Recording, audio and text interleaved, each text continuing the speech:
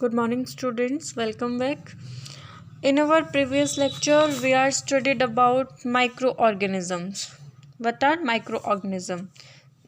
Living organism around us which are normally cannot be seen are called microorganism. कौन से होते हैं microorganism जिनको हम नॉर्मली नहीं देख सकते हैं? उसकी क्लासिफिकेशन पढ़ी थी. कितने क्लासेस में डिवाइड किया गया माइक्रोऑर्गेनिज्म को? 4 क्लासेस में: bacteria, fungi, protozoa and algae, and some are viruses. Next हमने पढ़ा था where do microorganism lives. Microorganism कहाँ पे रहते हैं? तो ये डिफरेंट कंडीशंस में सर्वाइव करते हैं. माइक्रोऑर्गेनिज्म 2 टाइप्स के होते हैं: friendly microorganism and harmful microorganism. Friendly microorganisms में हमने पढ़ा था जो माइक्रोऑर्गेनिजम्स होते हैं वो कहाँ कहाँ पे यूज़ होते हैं. ठीक है, कहाँ कहाँ यूज़ होते हैं? कर्ड बनाने में, ब्रेड को बेक करने में, केक बनाने में. ठीक है, एनवायरनमेंट क्लीन करते हैं, ऑर्गेनिक वेस्ट को डिकम्पोज करते हैं, एग्रीकल्चर में यूज़ होते हैं.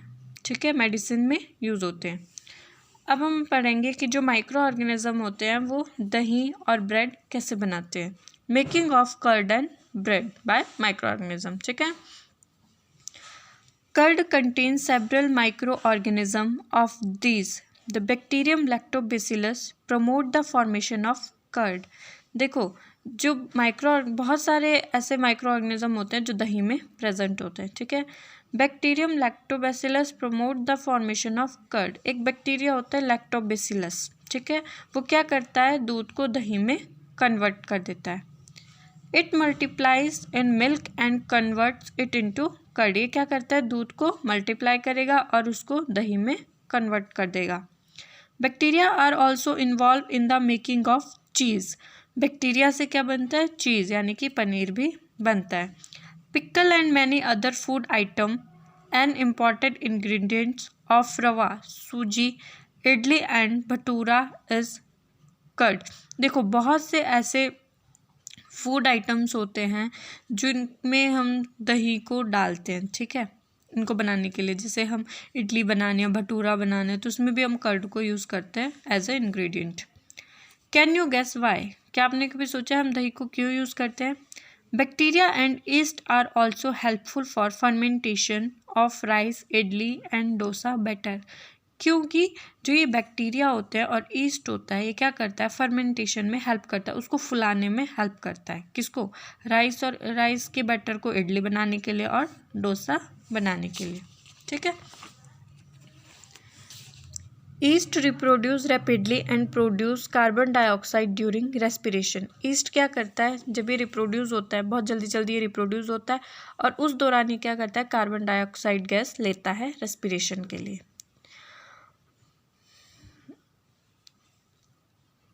Bubbles of the gas fill in the dough increase its volume. जब हम इसको, जैसे अगर हमने इडली बनानी है, ठीक है, उसके लिए इडली बनानी है या फिर कोई भी जैसे ब्रेड बनाना है, तो हम उसका डफ जब बनाएंगे, ठीक है, उसमें अगर हम कोई बैक्टीरिया डालते हैं, ईस्ट डालते हैं, तो वो उस डफ को इंक्रीज कर देता है. ठीक है, उसको फुला देता है, उसकी वॉल्यूम को. This is the basis of use of east in baking industry for making bread, pastry and cake. मतलब जिस भी चीज़ से हम ब्रेड को बना रहे हैं, आटे से, मैदे से, उसमें अगर हम थोड़ा सा ईस्ट पाउडर या फिर कोई भी बैक्टीरिया, ज़्यादातर हम ईस्ट पाउडर ही डालते हैं या थोड़ी सी कर्ड डाल दें, तो वो उस डफ को फुला देता है, उसकी वॉल्यूम को फुला देता है. नेक्स्ट आता है commercial use of micro organism. Microorganism are used for the large scale production of alcohol, wine and acetic acid. क्या क्या बनता है इससे? अल्कोहल बनती है, वाइन बनती है और एसिटिक एसिड बनता है, जिसको हम विनेगर बोलते हैं, सिरका. East is use for commercial production of alcohol and wine. शराब की प्रोडक्शन के लिए ईस्ट का बहुत बड़ी मात्रा में यूज़ किया जाता है, बहुत बड़े पैमाने पर. For this purpose east is grown on natural sugar present in grain like barley, wheat, rice, crushed fruit juice etcetera. ठीक है, जो ईस्ट होता है उसको नेचुरल शुगर से ग्रो किया जाता है, जो कि किससे बनता है? Wheat, rice, crushed fruit juice से. ठीक है, this is the smell of alcohol as sugar has been convert into alcohol. इसमें क्या होता है? इसकी जो स्मेल होती है उससे शुगर को अल्कोहल में कन्वर्ट किया जाता है. किसकी? ईस्ट से, bye adding alcohol by yeast. The process of conversion of sugar into alcohol is known as fermentation. Sugar को अल्कोहल में कन्वर्ट करने के प्रोसेस को हम बोलते हैं फर्मेंटेशन, और ये किसकी हेल्प से होता है? ईस्ट की हेल्प से. लुइस पास्चर डिस्कवर्ड फर्मेंटेशन इन 1857. लुइस पास्चर ने डिस्कवर किया था फर्मेंटेशन कब? 1857 में. ये मोस्ट इम्पॉर्टेंट है. What is fermentation and who discovered fermentation? ठीक है. नेक्स्ट आता है हमारा medicinal use of micro organism. Micro organism का मेडिसिन में यूज़ होता है, दवाइयाँ बनाने में. When you fall ill, the doctor may give you some antibiotic tablets, capsule or injections such as of penicillin. The source of these medicine is microorganism. जब आप बीमार होते हो तो आपको डॉक्टर मेडिसिन देते हैं, जैसे एंटीबायोटिक टैबलेट्स हो गई, इंजेक्शन हो गया, या फिर कैप्सूल्स हो गए. पेनिसिलिन भी एक इंजेक्शन आता है. ठीक है. ये किसके सोर्स है? इनका जो सोर्स है वो क्या है? Micro organism. दीज मेडिसिन किल और stop the growth of disease causing micro organism. ये मेडिसिन क्या करती है?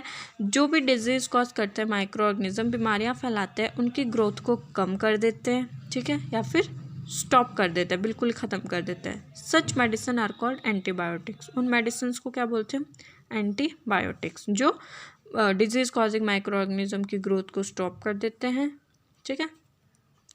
These days a number of antibiotic are being produced from bacteria and fungi. आज की डेट में बहुत सारी एंटीबायोटिक्स जो है बैक्टीरिया और फंजाई से बनाई जाती है. Streptomycin, tetracycline and erythromycin are some of the commonly known antibiotic which are made from fungi and bacteria. Example के लिए स्ट्रेप्टोमाइसिन हो गया, टेट्रासाइक्लिन हो गया एंड एरिथ्रोमाइसिन. ये कॉमन एग्जाम्पल है एंटीबायोटिक्स के, जो किससे बनती है? फंजाई और बैक्टीरिया से. The antibiotics are manufactured by growing specific micro organisms and are use to cure a variety of disease.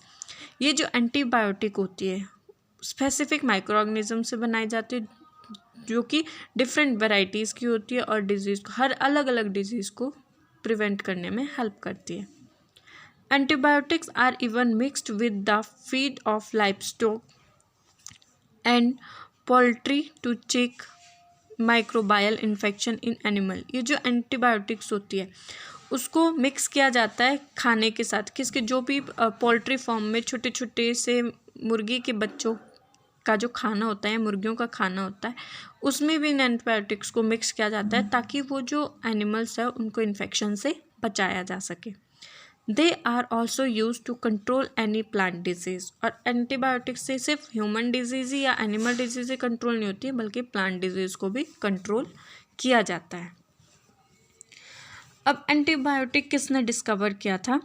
In 1929 Alexander Fleming was working on a culture of disease causing bacteria. 1929 में Alexander Fleming नाम के एक scientist थे. ठीक है. वो work कर रहे थे डिजीज़ कॉजिंग बैक्टीरिया पे, जिन बैक्टीरियाज के थ्रू डिजीज़ कॉज होती है. Suddenly he found the spores of a little green mould in one of the his culture plate. उसने क्या किया कि एक स्पोर्स किसी ग्रीन मोल्ड का लिया. ठीक है.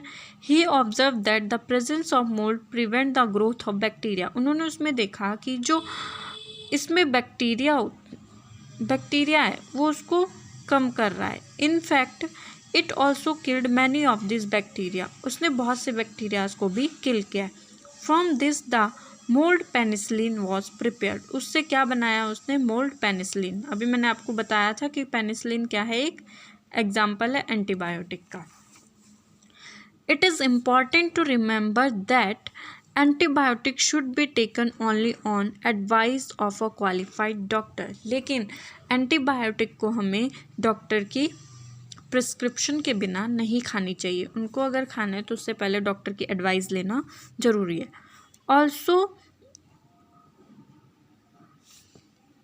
Also you must complete the course prescribe by the doctor. If you take antibiotic but not needed or in working dose, it may make the drug less effective when you might need it in your future.